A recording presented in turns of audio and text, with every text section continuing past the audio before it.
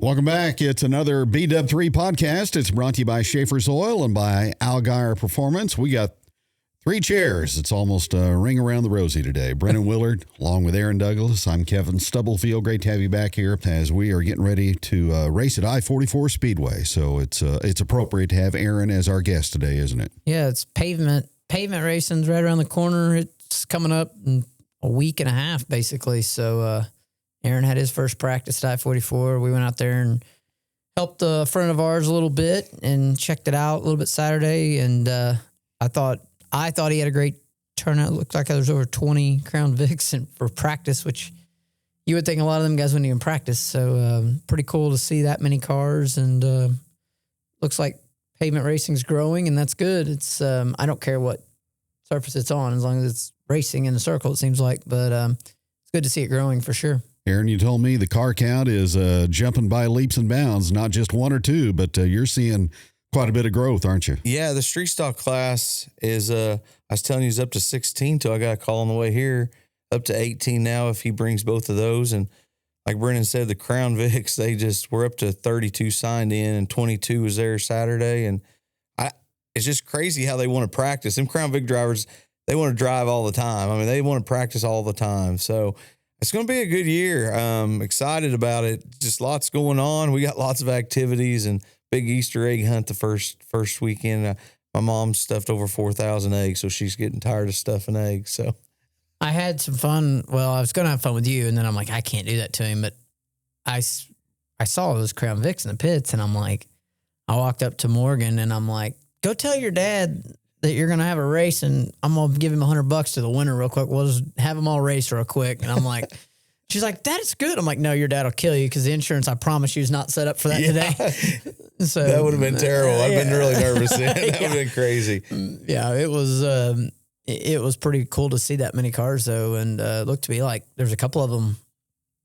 I cannot think of the number of this kid, but there was a kid out there that I think you told me he's 15, and he was very, very smooth behind the wheel, held a good line, and it was cool to watch him out there. Just you could tell he's new, but we're all old, right? And we're non-iRacing people. Yeah. And like I have an iRacing rig, and I just use it. I don't have time to use it, basically, but I watched this kid go out there and make laps, and he's arcing the corner and smooth and hitting his marks. And I'm like, huh. And like to me, I looked at Aaron. I'm like, that kid's, if once he figures out how hard he can push his race car, he's under control. He's hitting his marks. He's doing everything right. And it's cool to see what iRacing can teach some of these kids, because they're jumping in a Crown Vic, a street stock, Bandoleros, and going. Yeah. And like Brennan said, we've got 2 15-year-olds, I think, and we've got 3 girls this year. Wow. And the girls, Yvette and Sierra, and can't think of Scooter's girlfriend's name right now, but anyways, it'll be exciting watching the girls because 2 of them's new. So I know Sierra wants to win so bad. But speaking of iRacing real quick, we're getting ready to start a league Wednesday nights at 8:30, an I-44 Speedway League. If you're a fan or a driver, you can enter. I think Sam told me last night he had 30-some signed up already. Wow. But it'll be street stocks and limited late models. So that's cool. I'm going to shoot that out there if I forget. That is cool. Brennan might have to fire his back up and get in the league. I am so bad on I cannot. When people come and adjust, Dylan Bates used to come adjust my settings, and when he did that, I could do it. And I can do pavement on it. I really can. And I do think it helps you a lot on pavement. The dirt side of iRacing, like it just, to me, I have to have feel. I guess I'm old. And sight and hands are not what I need. I need literally seat feel. Now, if I had one of the things that moved, maybe. I want to go try one of them out, but I don't want to spend the money. Like $16,000, yeah. I think. Kenny Carroll made one for like under $4,000 Oh, really? that moves. And I don't know if he made it, bought it, what he did. I want to try his out. But if it moves, it will help, I think, help you, especially older guys. But then you look at the people our age that are still racing NASCAR, they all talk about getting sick when they're in the sim. So I'm like, well, if I'm going to get sick, how am I going to do that? So I don't know. Just old. Yeah. And like you said, me and you've talked about kids now, it's more visual, and it's when me and Brennan, when we started, it was like, you know, it's by your butt. Yeah. You feel it. It's way different. It's just totally different. And the cool thing about them kids, back to those kids real quick, is it's cool to see their dads and kids working together. So I think it's a good deal that we got the opportunity now. Kids can race something like a Crown Vic or a Bando starting out, and their families can help them. It's pretty cool. Back to the Crown Vics. You get that many on a Saturday night. How many features are you going to run? That's what I asked him the other night, because he's been around this longer. What'd you think, Brandon? What we talk about, 30 or 28 I think or something? 28 to 30 is your number. Like, I personally think it'd be awesome to see 30 of them out there at once, but probably, you know, Jerry Hoffman got to where he was. That's when the A class and B class started at Springfield. And we talked about that. I will never forget at Dickie's Barbecue, us talking about that. And I'm like, Jerry and I are really good friends. And I gave him so much crap on that show. I'm like, what are we doing? Like, we're straight up, dividing it in half. And hats off to Jerry, because he saw the bigger picture. And I think you may, other racetracks in Indiana have had to do that as well. Like, it just makes a better show. And not only that, you're not paying a lot to win. So if you divide it in half, it's fair for the track, because the economics of a racetrack are very tough, because you're looking at a lot of dirt tracks right now, or Kenny Wallace, I think, calls it poker racing, but they're using the back gate, the pit pass gate, to pay for the front gate, because their front gate's down so much on weekly shows. They're your big specials, your Mars, your MLRA races, your World of Outlaw races are great, but you're using the back gate to supplement your front gate, whereas you can't do that at I-44, or no asphalt tracks could do that right now, and it's just different car counts. Well, you have to front gate it, so having a double features for Crown Vics is probably good, because Sally Sue is going to get to see Billy Bob have a chance to win, and I think that's a good thing. That's what I think too. I think if you have so many, that second race will give somebody the opportunity that hasn't been in the front to run up front. So I think it's a good thing if we have to do that. The Bill Willard in me wants to see the old school 90s and tell them you got a last chance race and tough crap. That is right. But, I've been there in that last chance a lot. That's what we all grew up with. Yeah. It's like, you get he didn't care, and it was great. It was awesome. He had 35 bombers, and it was 15 laps or 15 minutes, whichever come first. But I remember the B features. You can go back and watch it. Even the mid 90s, there was B feature non-qual. I don't remember if it was non-qualifiers, B features, what.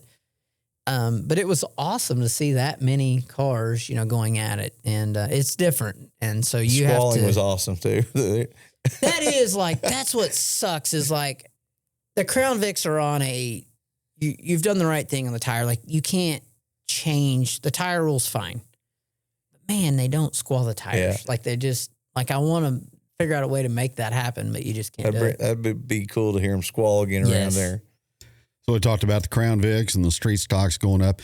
You've got also kind of a special deal on the Bandoleros coming up, don't you? Yes, April 2nd, Redhead Racing is going to be bringing they say it's a cool trailer even, with 10 bandos in it. If your kid wants to come out, I don't have the times with me, but I think it's noon to 4, noon to 5.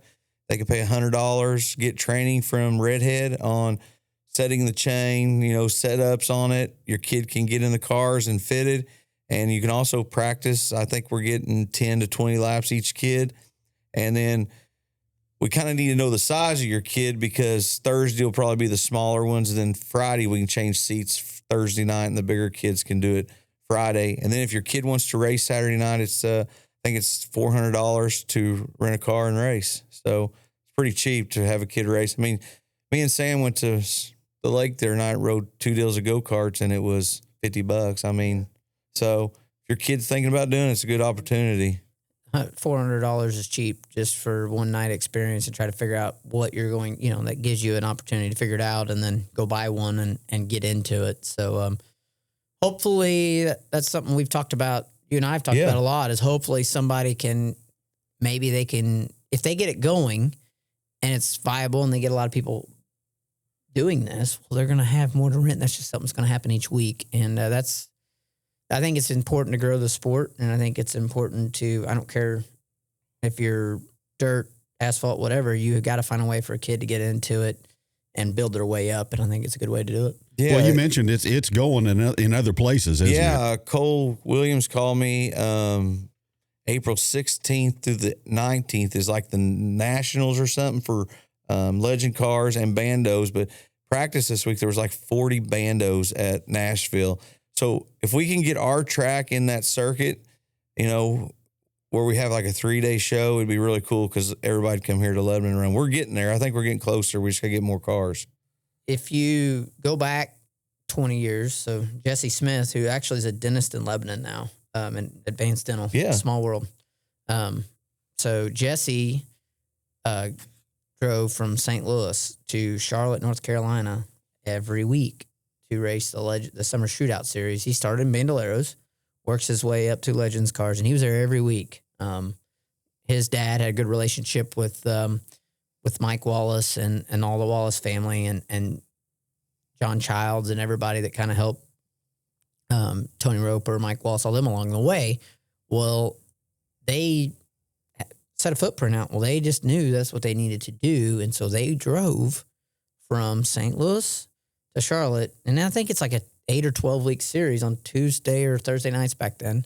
Still goes on. That's what SVG needed oval experience. He raced in the Summer Shootout last year at Legends Cars on Tuesday nights at Charlotte Motor Speedway. That's where he got his first oval win. So like you're seeing Cup drivers do it. Kyle Busch is doing it with his kid every week. Bubba Wallace is doing it every week. That's where he started. Joey Logano. All these guys started in these cars. Dale Jr., his first race car was a Legends car. The Bandoleros is just a stepping stone to that. But that's how those guys figured out how to get their kid going. Jesse made it as far all the way to the O'Reilly's Auto Parts Series and did it, and was, in my opinion, was an up-and-coming star. This was 29, 10, 11 era there. He was with Turner Scott Motorsports, and then when Turner went away, that side went away, it kind of hurt I felt like that was his shot there. Where he wouldn't have to be a paid drive, he wouldn't have to bring money to the table. He was getting, he'd earned his shot. So, but I think that's the stepping stone that you see that you've got to get to. So now, that's the other thing. You think about Lebanon, Missouri, Tony Jackson's racing the Truck Series, Jesse, like you have two guys in Lebanon, town of 14,000 that's racing the Truck Series. And Xfinity Series or O'Reilly Auto Parts Series as well. So, pretty cool to see that. We always have looked at I-44s. You're going to see the stars of tomorrow here. Or in my opinion, Larry Phillips was the star of the day back then anyways. But it's cool to see that stepping stone that you're able to do now. I got a segue question for you guys because I feel like we got people in here that I want to hear opinions on. You started it going with C.A. Stubblefield to Springfield Fairgrounds, right? Mm-hmm. That's where you got your start going to the races. Mm-hmm. That's how you got involved in becoming a race fan. I know you started going to I-44 was the first place you went, right? Yeah. With your dad. Yes. Okay. And I went with my family, I-44, Baller. Okay. Last weekend was NASCAR alumni. It used to be the throwback weekend. Now it's called alumni weekend, I think, for NASCAR. You saw Lake Speed, Mike Skinner, Ron Hornaday, just all the Sterling Marlin was there. I saw pictures of him. Just a lot of guys that we watched grow up racing. Mike Wallace was there, Rusty. Guys, Mark Martin was the Grand Marshal who you watched race every week against Larry Phillips. I feel like we've all wanted to hate on NASCAR because they did mess up. But I saw two things last weekend that really made me excited, and I want to know what you guys think too. One, and you may not have known this, Jim France as we know what his involvement is. Ben Kennedy is going to be the next president of NASCAR. Ben Kennedy took himself and like 15 executives with NASCAR, and they went as fans for the entire weekend in the grandstands, disguised. They put pictures up yesterday, and they were just in NASCAR. They were just in like throwback T-shirts as race fans. Cool. And experienced the whole weekend as a fan to see their product, right? Like, to me, that's what, like, Ben Kennedy puts out, hey, what a fun weekend. Looking forward to doing this a couple more times this year. Went as a fan to see, basically to gain what he needs to know. We've all had to do that. You'd go watch your races. When I was running the track, I'd go watch the races too. But do you think the throwback weekend and then knowing that Ben Kennedy is in the stands doing that, like, you want the commissioner of Major League Baseball to go do the same thing, right? Like, what's your opinion of that? Does that make you feel better about things? It's kind of like the old reality series that was on TV. What was it called? The Secret Boss? Yeah, Undercover Boss. Undercover Boss. Yes. Great analogy like that. Yes. I mean, the hue and cry has been NASCAR doesn't listen. Well, what better way to listen than to get out amongst the fans and really gain some input that way instead of up in the suites in the tower somewhere. I agree. And the other thing is fans listen to drivers. Drivers, we all have opinions. Just like we all wanted to years ago. I felt like I-44 made a huge mistake in 16, 17 era was we all bitched and complained, wanted to qualify, fast cars up front. We didn't want to tear our stuff up. Yep. We wanted the easy way out. Well, it was a terrible race. It was horrible to watch. So no heat race. We're like, no, nobody wants heat races. This is what the fans want. And the drivers, I was one of them. And this is what the fans want. This is pure asphalt racing. Well, it sucked. It did. And it hurt the track. It hurt the car count, number one, because that's what the drivers wanted, but really wasn't. We all wanted it. But the same ones that were saying they wanted it when they had to start tailback every week didn't like it. And because they didn't feel like they had a chance. There's got to be a balance of that, right? As entertainment and pure racing and able to give the fans their dollars worth and the drivers, where you're not tearing your equipment up. There's that. But like Darlington, they gave him the horsepower back. It was a mid-90s, early 2000s race. Like it was, Tyler Reddick won by 5.5 seconds. He took the lead with 20 to go and checked out and killed him. Like, everybody wants that till you get, and I'm going to steal Matt Weaver's line because I think this was the best line I've ever heard. Everybody wants 90s and early 2000s NASCAR till you get a Jeff Gordon, Ray Evernham ass whipping. Yep. And that's what happened on Sunday. And you know what? I'm all for it. I'm okay with that. What do you guys think? Well, just even like you said, you let me borrow a bunch of them films when we was doing all that. Sam's been watching them. Larry Phillips, for 2 or 3 weeks there, you'll probably remember this, both of you, he had 75 with a piece of tape on his door. And Sam's been watching it. But, me personally, I loved watching him start in the back. And I even loved kind of watching him wreck about halfway through for he had to go back to the back. I mean, right. That's what we grew up on, and that's what we're used to. But times have changed where, like you said, all the drivers now, we don't want to tear our stuff up. Shoot, he didn't care. No. He loved starting in the back. Yeah, it did. He did. Now, it was a little different. Like, the lap times are so competitive, right? Yes, that's true. He was 3 to 4 tenths better than the field most nights, so he could pass. To really pass at I-44 right now, you need to be 2 tenths quicker at a minimum to the car in front of you. So it is tough. But Cole did it. I did it. We've all had to come from the back. They're 2010 to 15, 16. You would come from the back like that. I remember in 15, the best I started was like 10th or 12th. And it was frustrating. We had such a good race car, but we just run out of laps. And I think that the reality would have been extended 5 laps and it would give you time. But I remember watching Cole, Chrissy Wallace. It was exciting to watch. The stands were packed. Everybody hated different drivers because they were aggressive.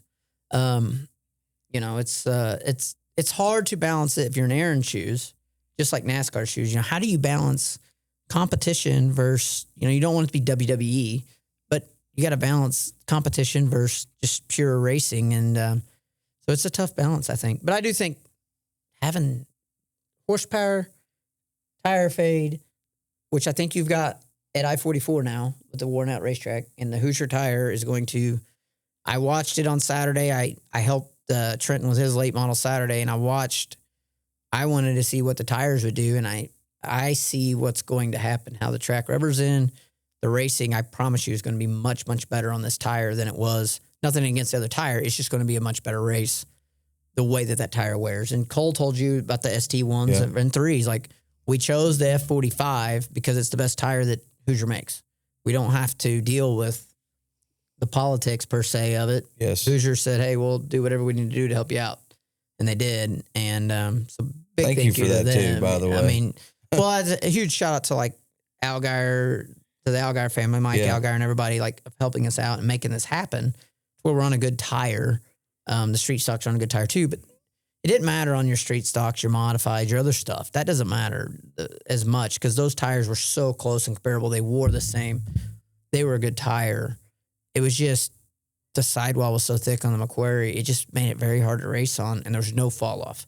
With no fall off, just like we talked about, no, the races aren't good. Yeah, and also thanks for the weight difference too. Sam was packing them in. He said, "Oh, these are a lot lighter than last year." It was amazing how much lighter the Hoosier was. And and like I said, there's nothing wrong with the Macquarie. It works at different racetracks under different circumstances. Yep. It just wasn't the right tire for what our package is right now. 3 or 4 years ago, it was fine. It was good. It just, the race cars have evolved and the track, that asphalt's changed so much that it's just changed to what you need now. That race on Sunday, 4 caution flags. Yeah, that's the problem they're into. You know what I mean? Like 2 of those 4 cautions were for stage breaks. So actually only 2 natural cautions. That is now everybody went on social media griping and complaining that NASCAR's throwing caution when cars hit the wall. Exactly. And they held the caution 3 different times in the last 40 laps that they could have thrown a yellow and made chaos ensue. They didn't. They let it naturally play out. I'm okay with it. You know, I thought it was good to see Tyler Reddick come from the back twice. He had battery issues. He had no alternator. He had no cooling suit. Like, he persevered. Like, good for him. The best car won, and he had to earn it. He had to come from the back twice. So Darlington is 24 foot wide, basically the racing groove, where I-44, the racing groove, is literally 60 foot wide. Yeah.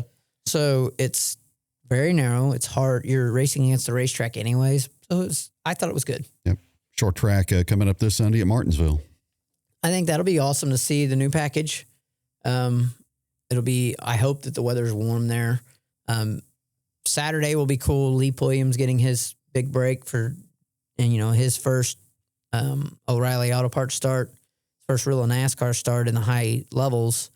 4-time NASCAR regional or NASCAR Winston Racing Series champion, or whatever it's called now. I think it's O'Reilly actually sponsoring that too. I think it's O'Reilly Local Series now, but 4-time, one behind Larry.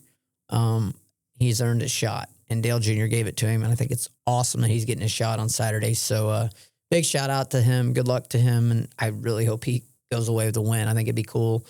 I don't think he's looking to make it a career, but go out and win a couple races. Maybe somebody will pick up the phone and fund that for the rest of the year. So it'd be cool to see. Speaking of Allgaier, Justin won the O'Reilly race on Saturday. Yeah, and checking out 50-point lead now in the point standings. The one race playoff I think hurts him, and now this new point standings, I think he said publicly this is his last year, but I guess you walk away on top. Maybe. Yep. That'd be really hard though. Like, how hard would it be to walk away on top? I think that'd be the toughest thing to do is, hey, we got another year left in us. Might be like George Strait though, so you're walking away. Just walk away. Yep. But he can come back and make one-off starts, I think, and do what he wants. So cool to see he's on a roll right now. Got racing at Springfield this Saturday at 6:30, and also the USMTS Touring Series at Lucas Oil Speedway. Huge weekend there. The King of America coming to Lucas Oil Speedway is big for the area. It starts Wednesday night with an open practice and then goes on through Saturday. So huge event there. We're actually there's a practice Wednesday night, so we're headed there Wednesday to, we got some things to work on. We're a little off. I feel like in the slick, which I've never been off there. So we're going to work on some things. Plus, Wheatland's reconfigured the racetrack, and so you want to see what's up there because the race coming up there in 2 weeks or 2.5 weeks from now, the next MLRA race is a very big race for us, and it's going to be tough, really tough field of cars. Jonathan Davenport will be there and many others. So big one coming up there. That weekend's live on Flow, so we got to get ready for that. And we're changed our schedule a little bit, so we will not be at opening night at I-44 as of now. Just things have changed where I don't think we're going to have time to get the car ready, just to be frank, with what we've got going on, shops and cars, and just no way. The 18th, we will be at I-44 is the plan. So we'll have dirt and then hit pavement. Our first race will be April 18th. So a lot of big racing coming up for us, and really get a couple weeks to, I wouldn't even say regroup, just keep digging because we had our car apart and in pieces and it's just constantly trying things. That's what I do like about pavement. You can get things right and you don't have to, there's always something you can find. You're always looking for something. Don't get me wrong. But dirt, there's a component that comes out every week. There's something that changes and you see it and you got to react, and you don't have to have every bell and whistle, but you've got to pay attention and see what's coming down the line and know if it's going to help your race car or not. And so we're going to try some things at Wheatland and see what we got. Aaron, you've kind of got the I-44 schedule structured similar in 26 and compared to racing years. We're actually running 15 races. One of them's kind of at the very end is just, we're just kind of a shootout, run what you bring, get after it. And then we're going to try to have one big Crown Vic race, and we don't know when we're going to do that yet. They're always asking. Brennan helped me the first year put on one, and now ever since he spoiled them, it's like, when are we having that big race again? They always like that big money, but yeah, we're ready. We're excited. We got lots of cool stuff for the kids. And like he said, my end's the fans and the families. I try to do as much as I can for them. And that's the hardest part about being a promoter, is making you stress all week, hoping people will come. So that's a big deal. You still got suites available, I'm sure. Yeah, always looking for marketing partners. Yeah, we've got 4 suites left, I think. And the bad deal sometimes about the suites, they're really nice when it's hot and cold, but people like the smell and listening. It's hard sometimes because everybody likes, and people love the wild side. There wasn't season passes now to wild side. That's awesome. There was, at times, you'd look up on Saturday and see 15, 20 vehicles in tier parking.